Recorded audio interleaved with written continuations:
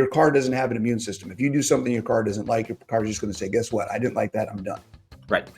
And our bodies don't do that. They make up the difference.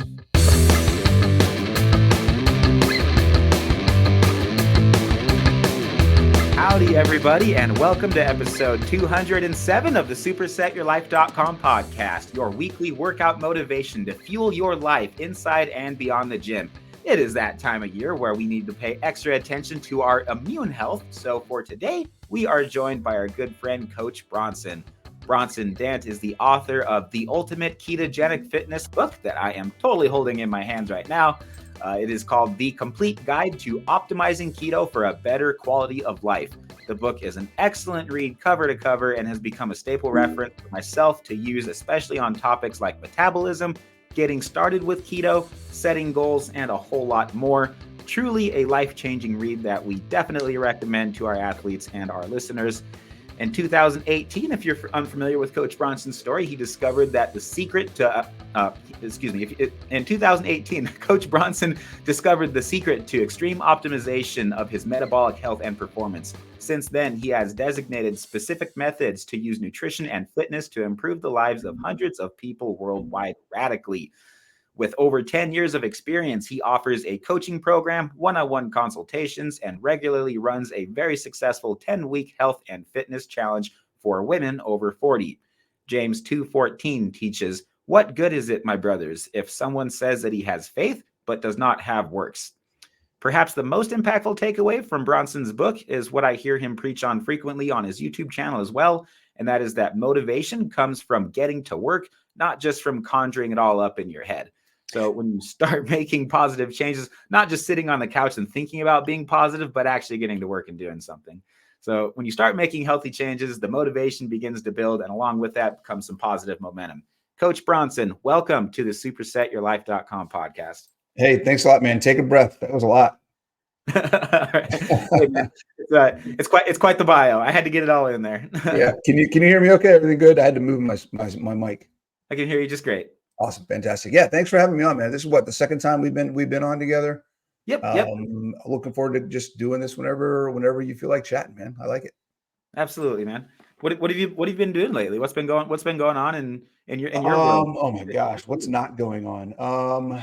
Lots of things happening. So that book that you have in your hand right now, I'm actually in the process of getting it recorded for Audible.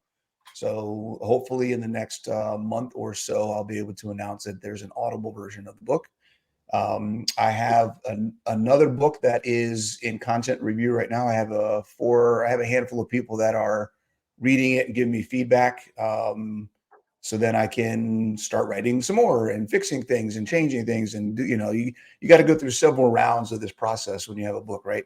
So it's been through a couple rounds of editing already. It's getting content reviewed. Then I'll do another round of editing, probably change a bunch of stuff, send it out again for another content review. Hopefully that's good. And then I can start looking at publishing. So if everything goes well, the next book coming out will be probably middle of next year. Sweet. What's the title of it going to be?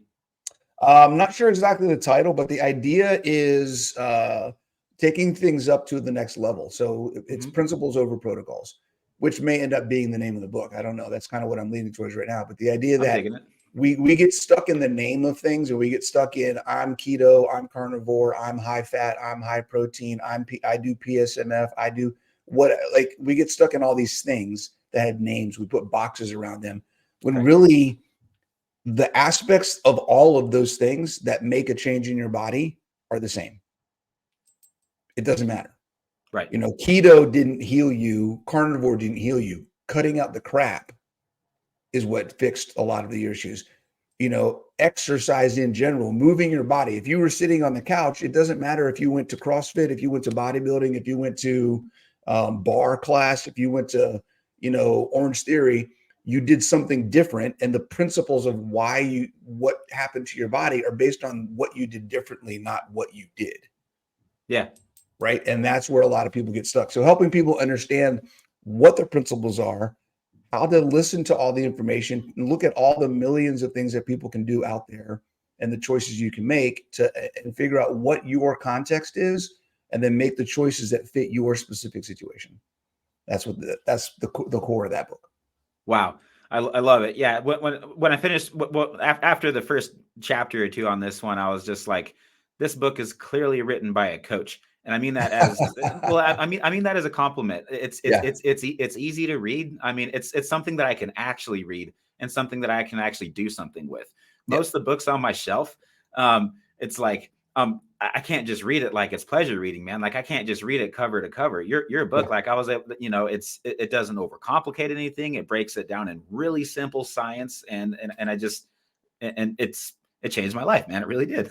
That's awesome. I love it, man. I appreciate that. And that's really what I want to do. Like I love the science of things and I'll read papers and studies all day long.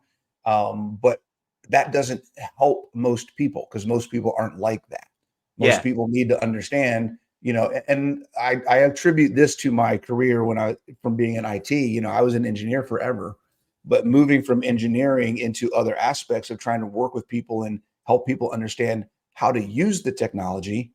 They don't need to understand ones and zeros and bytes and megabytes and CPU processing information, that kind of stuff. They need to know what happens if I click this button. right. That's how it works. And I attribute it to, we don't need to know everything about how a combustion engine works, but you need to know what kind of gas to put in. You need to know how to read a map. You need to know how to start your car. You need to know, where the gas pedal is. Those are the things that matter. And those are the things that are going to be the same, whether you have a Volkswagen, an Audi, right, or a Prius. It doesn't make a difference. Those are the concepts and principles that are the same across the board. So that's kind of where that's even though the engines of all of those are different. I love that analogy. I think that was in your book too, if I remember correctly.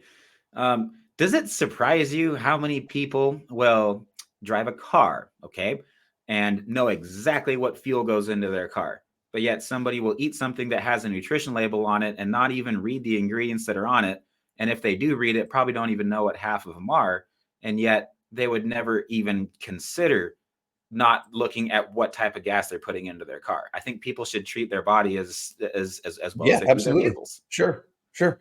Well, it's crazy because the cost is such a different presentation of the value, right? When we put gas in our car, we're spending money. We have to take our credit card out and put it in.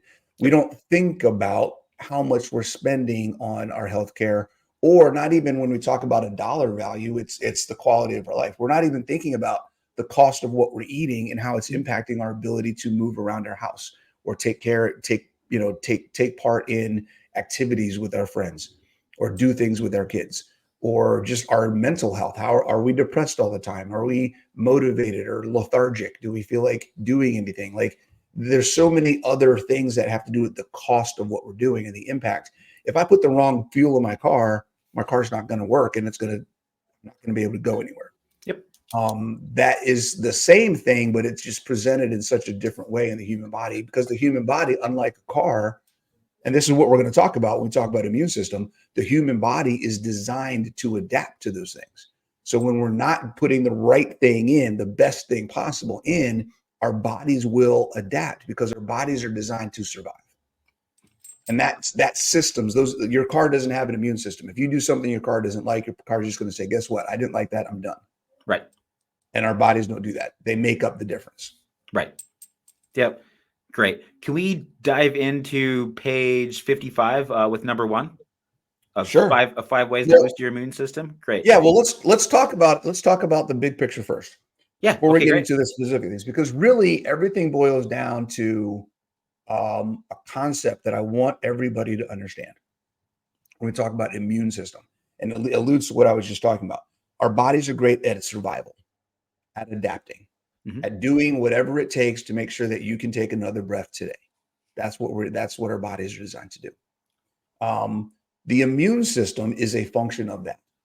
Okay. And when we talk about the immune system, I think many people, when we think about immune system, we think about the part of our body that fights illness, fights disease, fights sickness, viruses, right?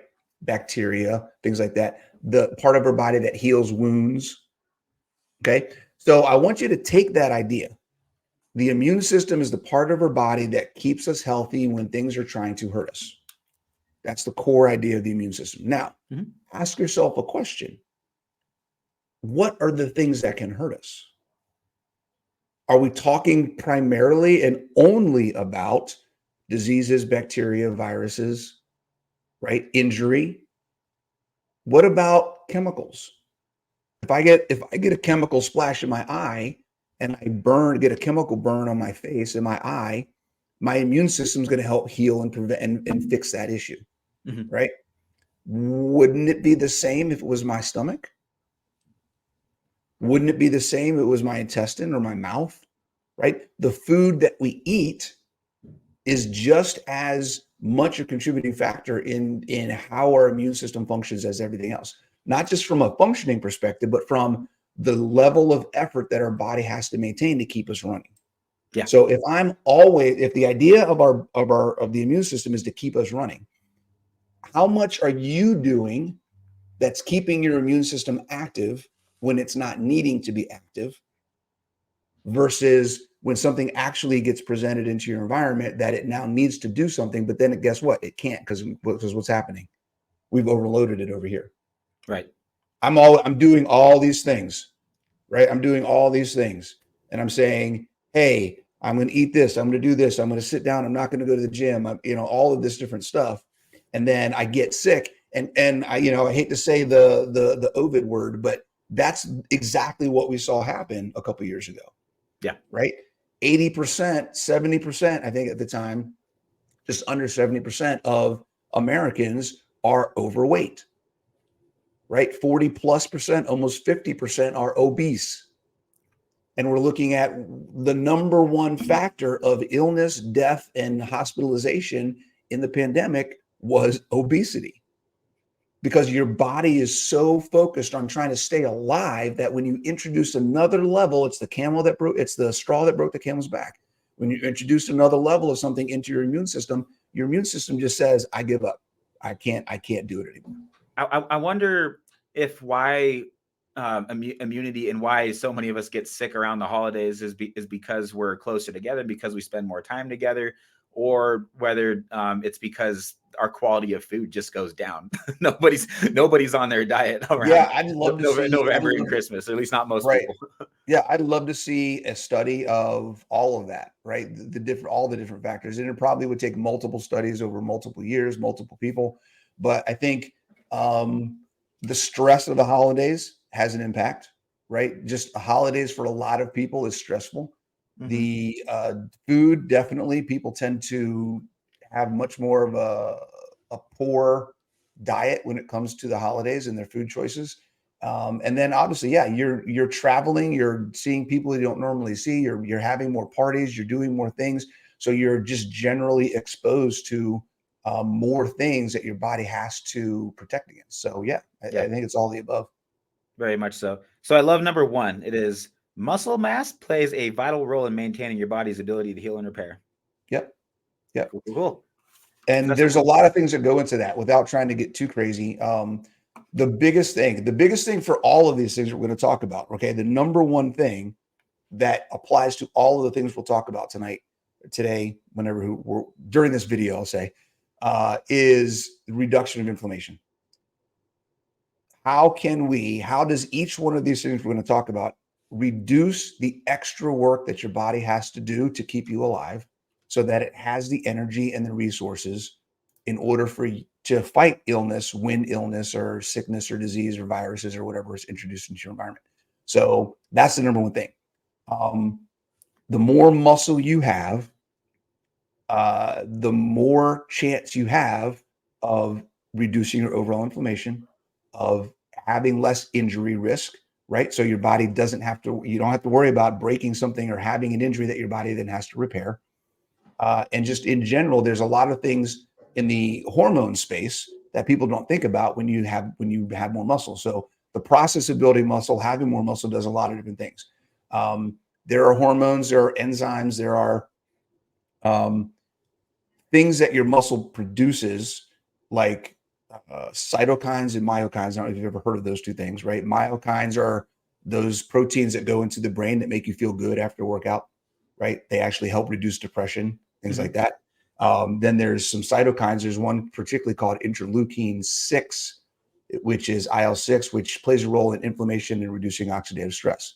Wow. Okay. Right. So there's things that happen at the biological level, the chemical level of exercise and having muscle that helps actually reduce inflammation and allow your immune system to function better.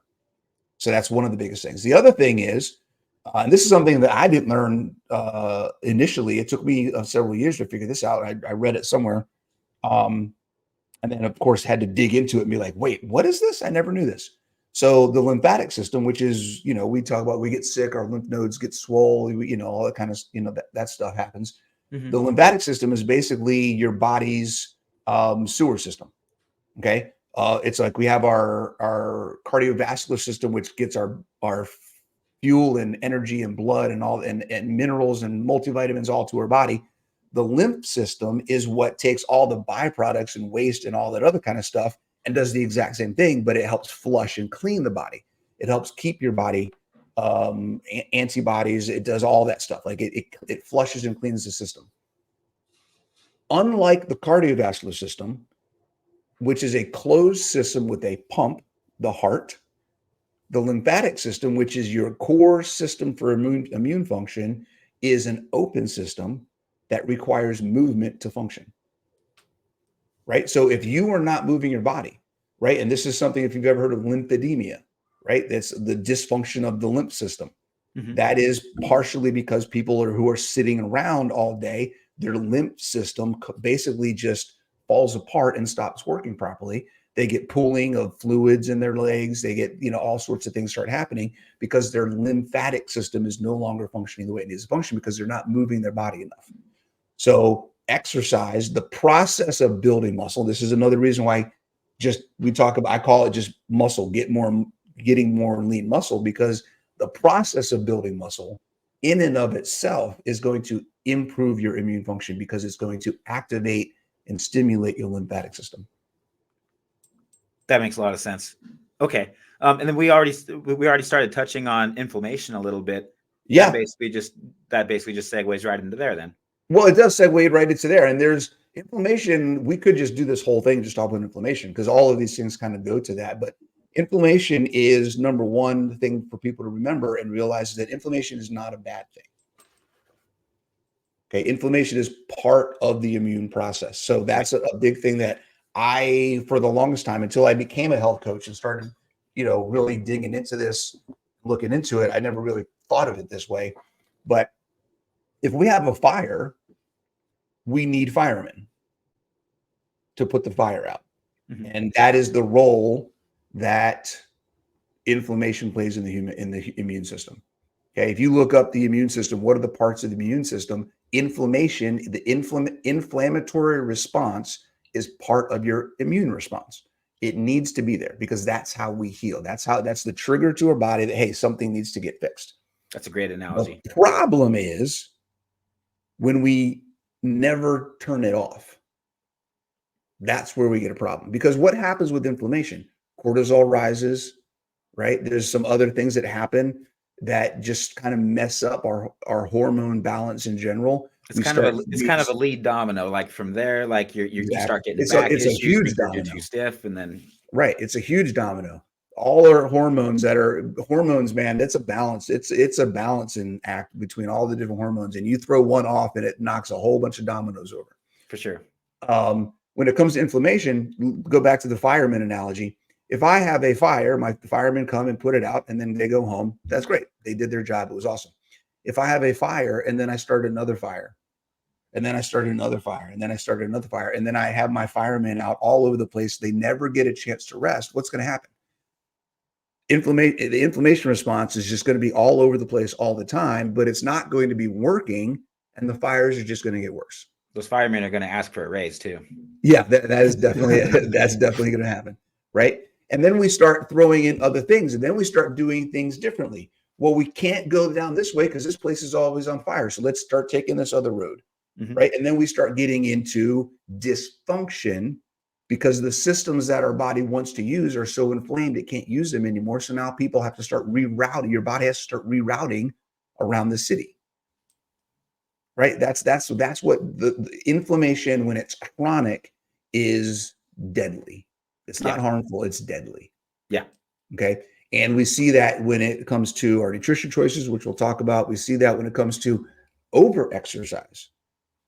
I don't know how many people I work with who are not eating enough, which is a stressor and causes inflammation, right? Under eating is also a form of is also something that will cause an inflammatory response, right? It's something your body, it's not helping your body operate properly. And that's really the key here. Inflammation is a response to something happening that is keeping your body from operating the way it wants to operate.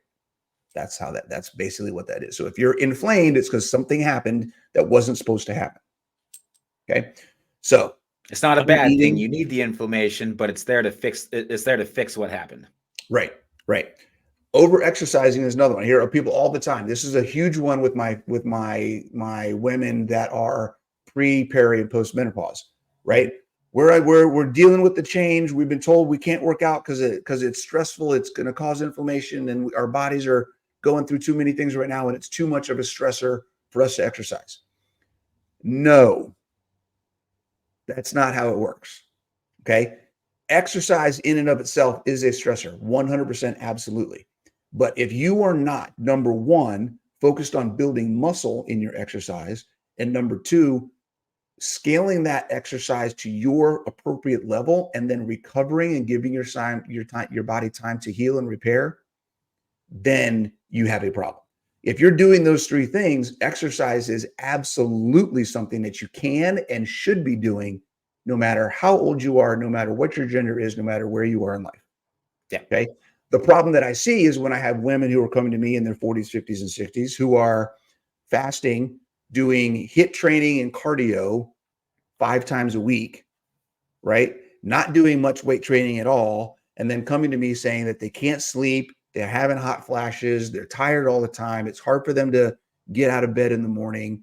And, they're always depressed, and it's just such a struggle keeping up with everything. Well, it's a struggle keeping up with everything because you're doing too much.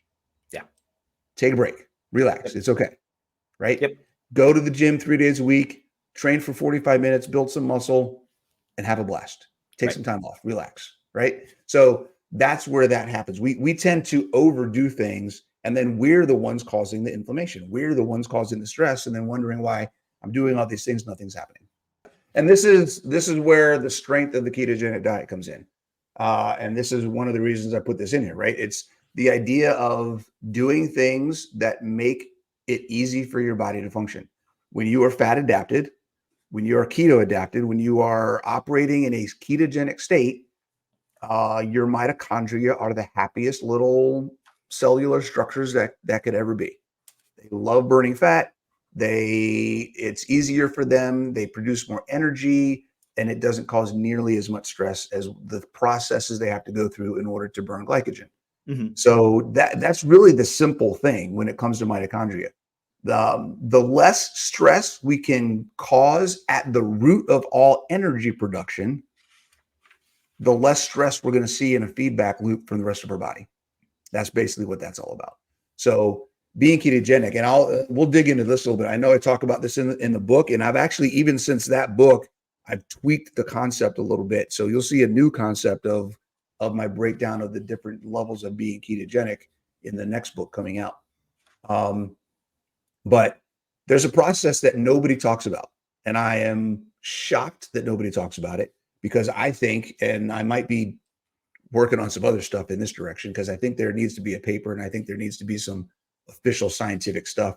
It may be out there. If anybody's watching this, you can tell me information about ketolysis and its role in energy production, particularly in exercise science and sports. I would love someone to tell me. Send me all the info. So Colt, if you ever run into anybody talking about ketolysis in a ketogenic athlete or any of that kind of stuff, please send them my way. You got it. Basically, when we talk about energy systems, right, we talk about the ATP phosphogene system, stored ATP, right? So you got ATP in your muscle, you do something hard and fast, and you one rep max, you burn that ATP off, then you got to replenish it. Then we talk about the glycolytic system, right? Short, intense burst, sprinting, right? Interval work, those types of things. We burn glycogen, our body processes glycogen, turns it into ATP, and then we do stuff. And then we talk about oxidative, which is basically burning fat to create ATP to then do things for longer, slower, more endurance type work. Well, where does ketones come into that? Where does the fat adapted fuel system fall into those structures? We never talk about that, right? So we talk about the phosphogene system, which is basically, we just say stored ATP. Mm-hmm. We talk about the glycolytic system, which is focused on glycolysis, which is the breakdown of glycogen into ATP, right? We talk about oxidative fatty acid oxidation, which is a different process of breaking down fatty acids into ATP. We don't talk about, well, where do ketones come into this, and how do ketones get turned into ATP? If we say a ketogenic athlete, and this is where I think maybe, I'm just guessing, because again, I'm still trying to figure some of this stuff out, but maybe we've missed the point in that a ketogenic athlete isn't all about fat. It's about fat, ketones, carbs, and stored fuel. Right. And when and where and how the body is utilizing those things. So ketolysis fits into that somewhere. And I think it takes a big piece away from glycolysis and allows your body to burn ketones to turn into ATP, to contract muscles and do things at a rate that nobody is really sure of yet, that I've seen. I haven't been able to find any papers on how the body utilizes ketones for muscle contraction, how the body utilizes ketones in a high intensity interval training workout, things like that. So that's where that's just an example of, I think we still have a lot to learn, but that's kind of where we're at in the keto carnivore space, because so many of these studies are just now starting to come out, and then right. we're having to fight against studies that are funded by Google and Bill Gates and who knows what else. It's true, and there's so much. Like you said, there's so much that hasn't been done yet. Now, granted, where we are now versus where we were 10 years ago is a whole different story, and we're so much better off. And I don't think we're at a point now where anybody can look at the ketogenic diet and say this doesn't make sense. Mm-hmm. Anybody that says that right now is willingly ignorant of the information and the evidence that's out there. And I'm finding those people that are posting like dumb reels and stuff saying that keto sucks or whatever, and I'm like, no, okay, I'm gonna expose you. We'll see. Yeah, they are willing. They're making a choice to pick a stand. Yep. Which unfortunately for them is sending a message that's hurting a lot of people, let alone being straight up wrong. Well, that's the thing. I was going to say, it's scientifically, right? We have the data, and empirically, we have the people that it's working for every single day, and we know have all the anecdotal evidence that I have from all my clients and that you have from all of your clients. Exactly. So yeah, so that's where that comes from. So being ketogenic is one of the best things you can do. We can have a whole nother discussion about fasting and how that goes, but fasting is often touted as the best way to improve your mitochondrial health. And I personally do not see how that is the case. I think the ketogenic diet is a fasting mimicking diet. So you get all the same benefits of doing a whole foods, animal-based ketogenic diet as you would from fasting, and you get to supply your body with nutrition and energy at the same time without feeling like you got to take 24, 48, 72. These people I'm seeing lately doing 72-hour fasts or week-long fasts, I'm like, you guys are missing the point immensely. So, well, I think we can both agree there's certainly a whole host of health benefits to be obtained from fasting longer than 24 hours. And I would even encourage anybody to say, try it if you're on the ketogenic diet if you want, because it's 10 times easier than if you got carbs in your diet. It's much easier to fast when you're keto, for sure. Absolutely. Yeah. But I also think that a lot of people are looking at fasting as a magic pill. And again, they're missing the point. This isn't about weight loss. And the benefits that you get from fasting are exactly the same benefits that you get from eating a whole foods animal-based ketogenic diet and doing weight training, right? If you look at the list of all the benefits of fasting, right? Autophagy, all the different hormones you stimulate, every single one is reproduced when you exercise. Right. Every single one. The only one that's not is improved gut health. But is it fasting that's improving your gut health, or is it not eating crap that's improving your gut health? Right. So if you go to a whole foods ketogenic diet, animal-based diet, and you still eat 2 or 3 meals a day, and you're eating good food, I guarantee you'll see just as much gut health improvement as if you fasted all the time. Yeah, I would 100% agree with that. After one more note on that. So I just got finished doing 7 weeks straight of the Lion diet. So that was 49 days. You lasted longer than I did. Really? I did like 3 weeks. And I'm like, I'm done. Oh man, why'd you stop? I just kept getting better and better. I was like, I love this, man. I got to get my eggs. You know what's funny is I threw in eggs for the first time actually in months, because that's the fun thing about the Lion diet is that coming out, it's just like at the end of a fast. It's like whatever you eat, you can tell right away if your body if it's a yes or a no for you. And these were store-bought eggs, and so they just tasted gross. It's like nothing near as good as duck eggs or like actual chicken eggs. Do you have a good source for your eggs, or do you just? No, we just get whatever. I mean, we there's where we live, there's like 3 different stores. So if she's at one store getting something and we're like, hey, we need eggs, she'll get them there. She may be at another store somewhere. Yeah, it's kind of wherever.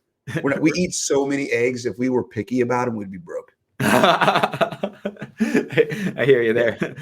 Yeah, I eat between 8 and 12 eggs a day. So, and then she's probably 4 to 6. That's crazy, man. Yeah. I'm spending about less than $1 a day right now on my food budget. Right? That's awesome. It's great. Yeah, I'm having a keto brick like every other day. We're influencers with them, and I'm pretty much just living on venison right now. So it's just red meat. Oh, that's awesome. That's fantastic. Shot the deer. So okay. Yeah. But yeah, sorry, where I was going with that was it's like very, very similar benefits to fasting. So I was doing 1 meal a day by the end of it, just by default, because I was just like literally never hungry. But I felt like I was almost in a pseudo fasted state like all the time. And so I kind of wanted to do it those last couple of weeks so that I could do an extended fast, and just never got around to it. And I was like, what's the point? I already like accomplished everything I needed to from the Lion diet anyway. And so there you go. Pretty much there, and just, throwing in a couple things to make it more keto friendly. So cool. Yeah. Okay. So your last point was on supporting anabolic processes. And at the top of the list of importance, I think that I'm seeing here that we really haven't gone over yet is getting more sleep. So I'm just wondering what your general practices are and kind of what your mindset is around sleep. Like, do you make it a habit to ground throughout the day, get sunlight, blue light blocking glasses, kind of all the stuff that everybody's different and what they need, where they're coming from. All that stuff could be good. For me, the biggest thing is if I don't exercise regularly, then I have a harder time sleeping. I'm with you too. I always sleep way better on my training days than on my rest days, for sure. My rest days, I'm just like antsy, laying in bed, like, come on. Really? Yeah. So you need to train harder in your training days. Hey. So right now, we can talk a little bit about that if you want, but right now, sleep has been really good. The last couple of days, I had some jet lag that I was dealing with. I traveled to the West Coast for a week and then came back. So it took me a couple of days to kind of get back into a rhythm. But I take 400 to 600 milligrams of magnesium about an hour before I go to bed. And then topically or orally? Orally. Do you do any topical magnesium? I started doing that a little over a year ago, and that has dramatically improved my sleep. Dramatically improved my sleep. Nice. So that's probably the biggest change that I made. Before that, we got some black light curtains. We got into a habit of making sure that the room was as dark as possible, turning off anything that had a light, that kind of stuff. So those are probably the 2 biggest things. And then temperature. I always drop the temperature at night. Okay. She hates it because she's always cold as hell. But but I love it being cold. So we drop the temperature. We make sure it's black, as dark as possible, and then I do magnesium before I go to bed. Those are the 3 things I do. She tries to do blue light blockers before bed. She does magnesium. She does magnesium as well, and she also has because she's also dealing with some hormone stuff that she's trying to figure out. She does a cortisone blocker before bed. But yeah, again, everybody's got their own little thing that's different. Some people like to ground during the day. Some people, don't turn off no electronics or TV for 45 minutes to an hour before bed.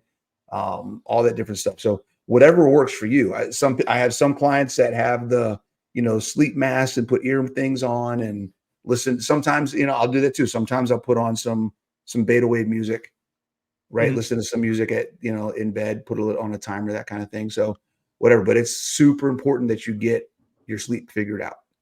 If you're not getting enough sleep. Now, perfect world, I would say you're getting enough sleep when you wake up on your own. Mhm.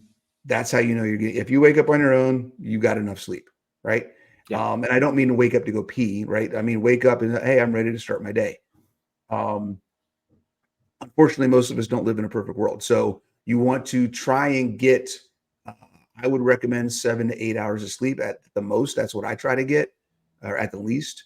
I think from experience, people that I've seen for the most part who get 6 hours or less on a regular basis, it really catches up to them fast.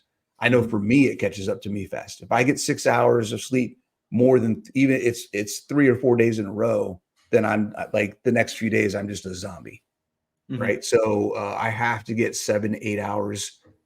Even after a week, if I only get 7 hours in a week, and that's the most I get the entire week, by Saturday, I'm ready to just stay on the couch most of Saturday, just relax and Yeah. try to take a nap or so. So, I got to get a couple days a week where I get at least 8, but sometimes it depends on when you got to get up to go to work and stuff like that. So, um, but yeah, I think sleep is super important. And what people don't understand about sleep is that is your number one muscle building opportunity every single day, Mhm. right? Testosterone is high, IGF-1 is high, all of the things, insulin is higher, Cortisol's or high.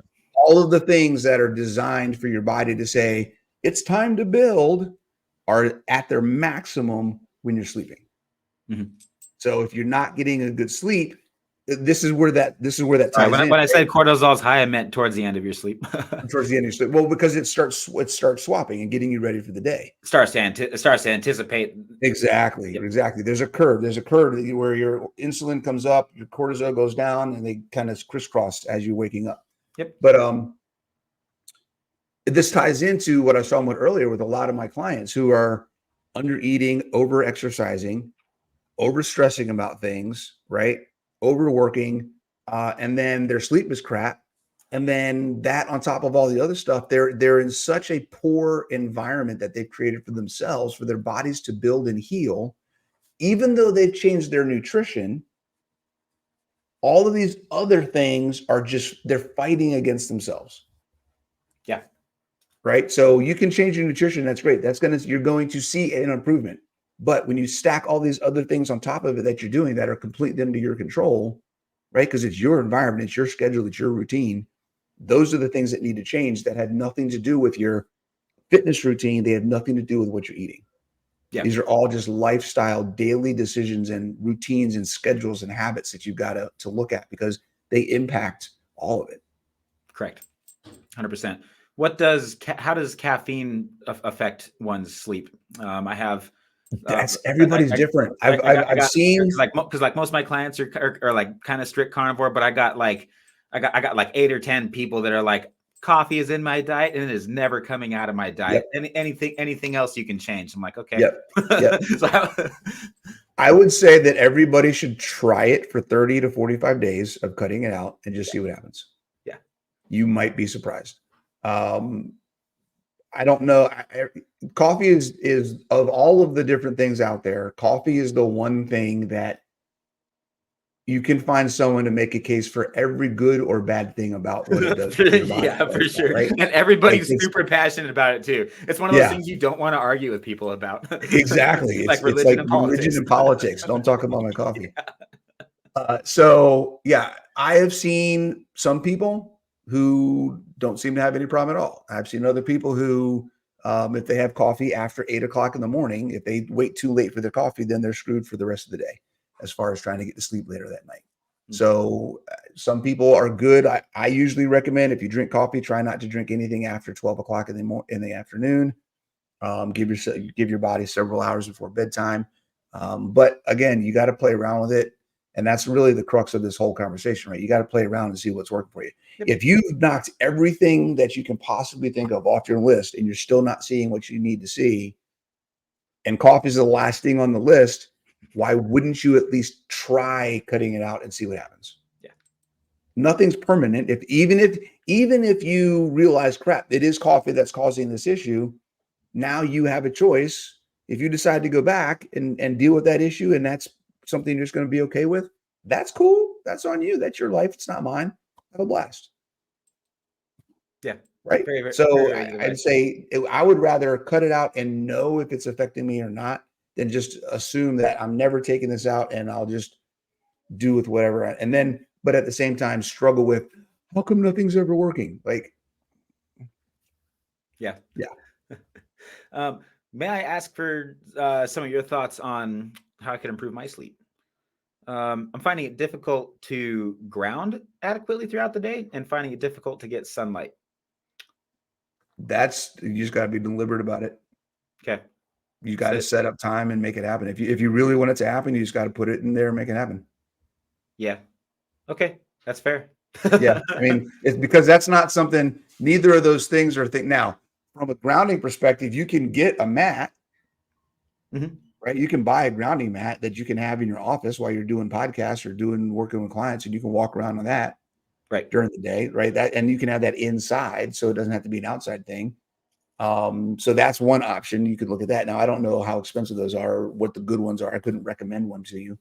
And then the sunlight thing, I know Bart K has a real specific setup in his office that he swears by. So okay. I'm saving up for what he does. Yeah, right. You could talk to him. I'm sure there's plenty of people out there. You could follow Mike Mutzel. Yeah. See what he's got. There's a few people out there that will probably have recommendations. And then as far as the sunlight, you just got to get out. The sunlight's a hard one, especially depending on where you live. Because obviously the further away from the equator you live, the longer you should technically be outside in the sun during certain times of day to get the full benefit of what you're trying to do. But anything's probably better than nothing. So if you can get out when you can get out, then get out and do something, right? That's kind of how I look at it. Okay. And if you want to say that this is a dumb idea and I don't know where that came from, I will not be offended whatsoever. Is a fireplace or a campfire anywhere close to the same thing as sunlight? No. Not from anything I've read. No, not at all. Feels good. It feels good. I do it every day. I'm just hoping it works. I'm going to see what my vitamin D. Let's see what my vitamin D is next time on my blood panel. Hey everyone, Coach Taylor Milton here. Welcome to Skullbellz TV, the official YouTube channel of supersetyourlife.com, where you're going to discover a weekly upload of quick and easy to follow workout tutorials featuring Coach Colt, myself, or one of our athletes to keep your workouts fun, practical, and effective. Our family's latest keto carnivore recipes that fuel Colt's competitions and keep myself and our kiddos strong and healthy. Video uploads of the supersetyourlife.com podcast, now over 100 episodes. Your weekly dose of entertainment, education, and inspiration to fuel your life inside and beyond the gym, and much more. Last thing before we get into the video, we're asking a big favor from you. This has been working beautifully, so if you would please think of someone you care about that would benefit from this video, go ahead and smash that like button, click the share button, and text this video to them. That would mean the world to us. And while you're at it, make sure you hit the subscribe button so you don't miss more exciting content from Skullbellz TV, because our team has lots of meat and lots of muscle coming your way, and I promise you won't want to miss it. When you hit the subscribe button, you'll see a bell icon pop up. You want to click that too so you're notified every time we release a new video. Thank you so much for the support. It means the world to us. Every like, share, and subscription helps our channel grow and supports our family's hard work. So thank you so much for doing your part too. That's all we ask. God bless you, and please enjoy this video. There is a huge relationship to your overall health, your immune system, and how healthy your gut bacteria are, and your stomach and that kind of stuff. So what you eat matters immensely. The more you can reduce the stress on your stomach and intestines and internal systems, your gut, the more the less things you put in there that alter what it wants to do naturally, the better. I actually saw, which boggled my mind, and I saw it and then I lost it. An article that somebody was talking about the carnivore diet reducing gut microbiota diversity, and that being a good thing. And I was like, oh my God, where did that go? Now I can't find it, because I've been saying that forever. We've been talking and we've been getting this message pushed on us for years. Now the gut is like the ocean. We don't know anything about it, right? There's so much we have yet to learn about gut health and microbiota and how all that stuff works. We have no freaking clue. I mean, people call it the second brain for a reason. It controls almost as much of our body as our brain does. Yeah, you got brain cells in your gut. Right. It's crazy. It's ridiculous.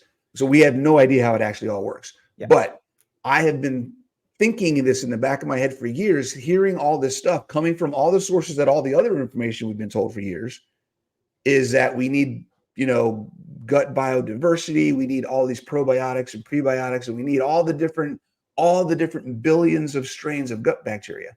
And I'm thinking to myself, wouldn't we only need all that stuff if we're eating a lot of stuff that our body has to be prepared for? If I'm only eating what my body naturally wants, that's a very small list of things.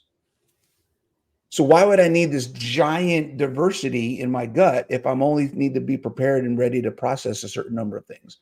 That seems like extra to me.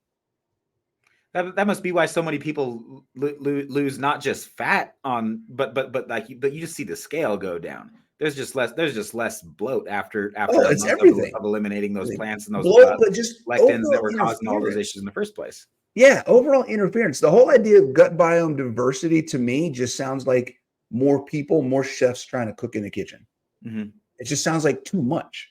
Yeah. Again, that's my unscientific. No, that's what it feels like when that's what it feels like when I eat a meal that has more than like 10 ingredients in it.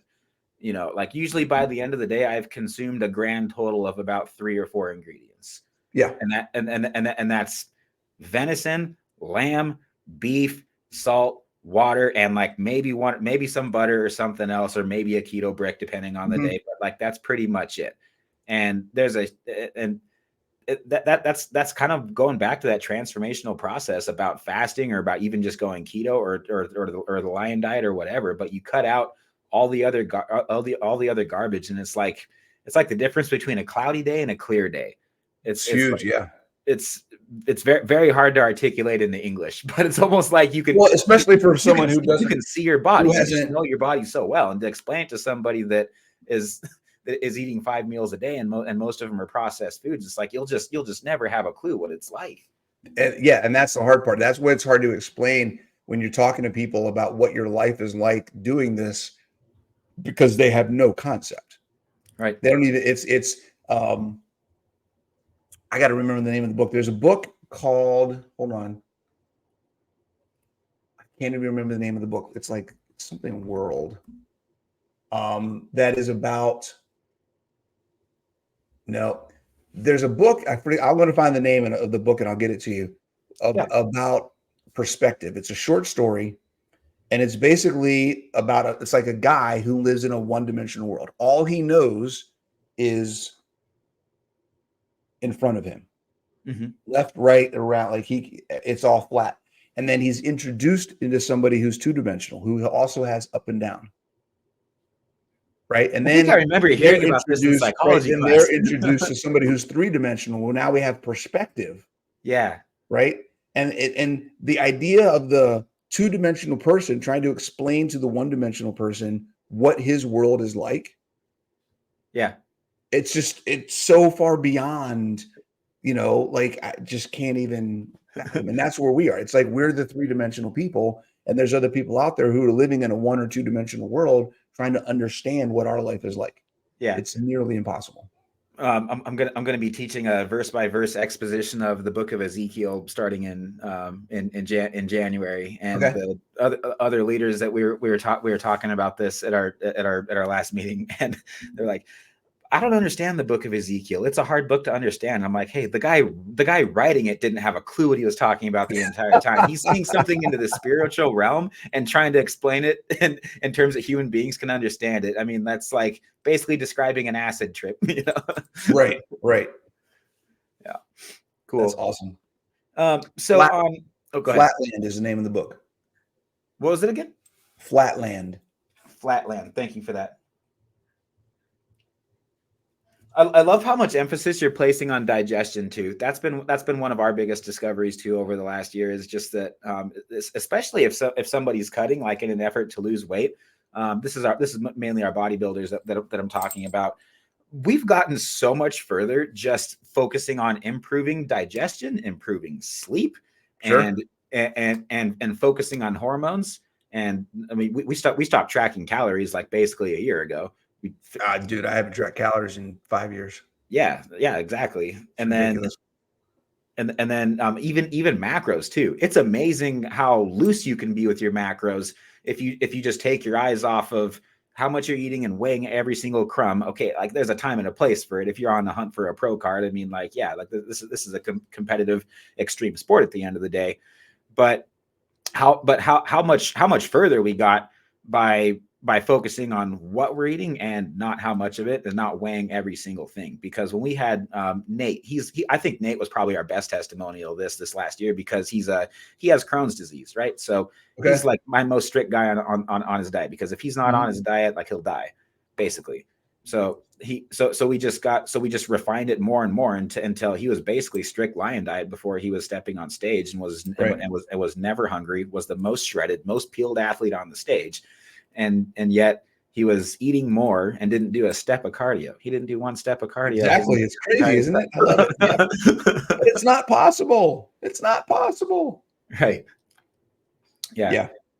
All comes down to digestion. And so, and that's the thing. I just feel like I'm learning by accident, because I'm his coach and I'm coaching like freaking 5 different people that have autoimmune issues that are doing this. And I'm like, I don't know, man. I want the same results that you guys have. So just do the same thing, right? That's the concept and principles thing, right? Yeah. If it's working, what about it is working? And then how do you take that and use it for yourself? Right. And when it comes to the digestion, when we say digestion, what we're really saying is we're increasing our bioavailability. Mm-hmm. Fixing digestion is about helping your body get more of what you're eating. So that's just another piece of the equation. Yeah. Very, very good. May I ask you a personal question? Sure. What does your writing habit look like? I'm a creative guy. I'm a content creator. A lot of our listeners are. I mean, you're busy. You got clients. I mean, like, writing with a pen on paper. When do you ever have time? I don't write on paper.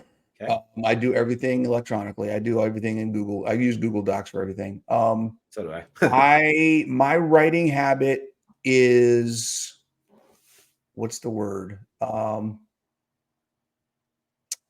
I would say it is like it's volcanic. It happens when it happens, and when it happens, it's a lot. Yeah. And then it doesn't happen. And then it happens again.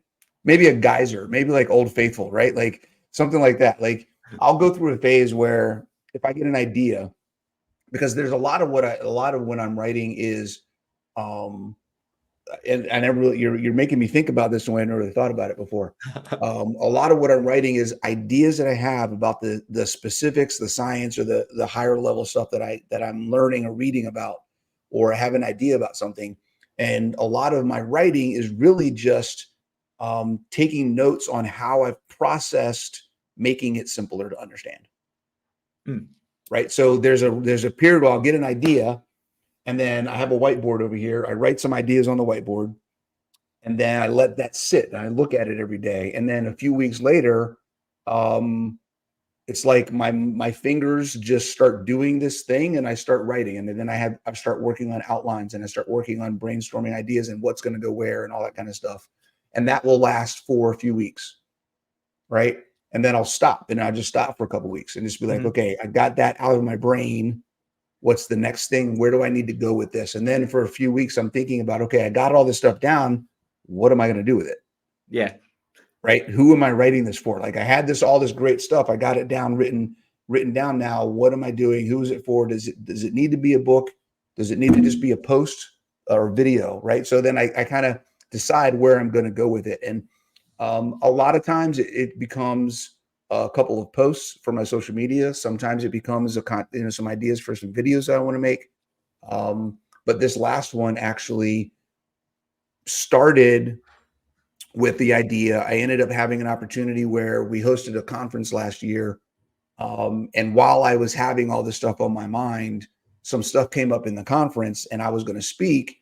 I changed my presentation 100%. I just scrapped the presentation I had planned, put a presentation together about this topic, which helped me solidify some of the ideas. And then I actually got to talk about them. And as I was going through my own presentation, I was going, this has to be a book. Like, this is definitely a book. I love it. Then I was like, okay, then I went from there and actually officially dove into putting the book together. So that's kind of how that works. No, I love it. That's super inspiring. One of my biggest dreams is to be an author of several books. Actually, I don't know. I think that I would kind of like the first one to be a marriage book. Actually. Okay. And so you know me. I'm just like always writing, talking about on my podcast or whatever. Yeah. But yeah. Judy Carter wrote this book called The Message of You. It's freaking awesome. Yeah. I used to, back when I was doing stand-up comedy, I was studying all of her stand-up comedy books for like how to write your own jokes and write your own material. And okay. Yeah. Yeah. And I 100% agree with you. Like you can't just have a scheduled time to where it's like, this is where my ideas are coming out. Like you can do that. And that's a great habit, I think, to have as a writer. But I mean, there's times where there's just no creativity. It's just not a creative day. You got to wait for those. If you try to force those ideas to come out, like you're going to be struggling. You're probably better off doing something else during that time and just waiting until you're inspired. And then when you are inspired, that's just kind of when you go crazy and capture all. Well, depending on what you're writing about or what you want to do, right? A lot of times the other things that you're doing in your life will inspire something in your writing. So absolutely, if you're trying to write, make sure you're doing other things that you're passionate and enjoy as well, because those things, they do cross over. Mm-hmm. You will find something that happens because everything is everything, and there's overlap, and there is a piece of one part of your life in other parts of your life as well. Mm-hmm. So there's always something that's going to trigger something somewhere else. Yeah, I think the best takeaway and the biggest lesson that I've learned from the book so far has been that everybody thinks that, like, if you're going to write a speech or if you're going to write a book or if you're going to write a joke, that it's something that you need to make up. And she goes, you've already told your story. You've already told your speech. You've 100%. You've already written your book. It's in all your emails and text messages and all the people that you talk to every day. Yeah. Yeah. Well, so the book that you got, the Ultimate Ketogenic Fitness Book, 80% of that was blogs that I'd already written. Yeah. I see. Right? So I was told when I first opened my gym in 2014, I had a mentor who had written a whole bunch of different books. And he's written some really good, he wrote some books that were just super impactful to me, when coming up into that, being a coach and trying to figure out who I want to be as a coach, that kind of thing. But he told me early on, he said, if you ever want to write a book, the first thing you need to do is just start blogging on a regular basis. And he said, at some point in time, you're going to realize that you have enough for a book. Yeah. And you can just take those all and package them into a book. Now, I did that. I have way more blogs than is in that book. But I've also learned a lot. So he didn't tell me this. I've also learned a lot by the time I was ready to write this book that was different than what I blogged about initially. Right. That's kind of where I'm at with the podcast too. Like when someone listens to like episode, like anything from 1 to 20, I'm like, just make sure you're current on the the fact that we don't track calories anymore and stuff like that. Exactly. So it's like, okay, so I've got all of these blogs that actually I could only use this many of them, and then I got to tweak those a little bit to update based on what I know now, and then that's where the book came out. And then so that book came out in 2022. I can see your whole book just coming together the way that you're describing it, man. No, this is really cool. And then 2024 is when the next book comes out. So, a year and a half, 2 years in between. And there's going to be stuff in this that's different than in the book you have now. Yeah. Right. So you got to always be coming up with new things and understanding and learning and growing. So I'm excited for the new one, man, because Robert Sykes's contest prep book was out of this world. Like, it was life-changing when I read it. But then when you read the new one, it's like there's no comparison. The new one is like literally 20 times better. He really mastered it. Yeah, it's 20 times bigger too. It is, yeah. Do you have both copies, the new one and the old one? Yeah. Awesome. Well, cool, man. Where can people go? Where can people go to find you? What's the name of your channel? Yeah, so my channel is Coach Bronson. My website is Coach Bronson. I'm Coach Bronson on Instagram. Everywhere you go, it's Coach Bronson. Absolutely. Everybody, go follow Coach Bronson. Appreciate it, man. Thanks. Yeah, thank you so very much for your time. Absolutely. Take it easy. Thanks so much, everyone, for joining us. If you found this helpful, please pay it forward by sharing with a friend. One more thing before we sign off. If you're not subscribed to our nutrition podcast, Carnivore Coach's Corner, you're really missing out. Colt and Mark collaborate weekly, diving deep into meat-based nutrition and advanced hypertrophy training, featuring top coaches and nutritionists from across the globe. If you're a fan of the low-carb lifestyle or just getting into it, search Carnivore Coach's Corner on Apple Podcasts, Spotify, iHeartRadio, Radio Public, Overcast, Google Podcasts. And if your podcatcher isn't on that list, tell us where you're listening and we'll make sure to get Carnivore Coach's Corner where you're at. Thanks again one more time. We'll catch you Monday on episode 208, where we'll get you pumped up for next week. I'm going to leave you here with our battle cry at supersetyourlife.com, which is 1 Corinthians 6:19-20. Do you not know that your body is a sanctuary of the Holy Spirit who is in you, whom you have from God? You are not your own, for you were purchased at a price. Therefore, glorify God in your body. Thanks so much, everybody. Have a great weekend, and we'll talk to you soon.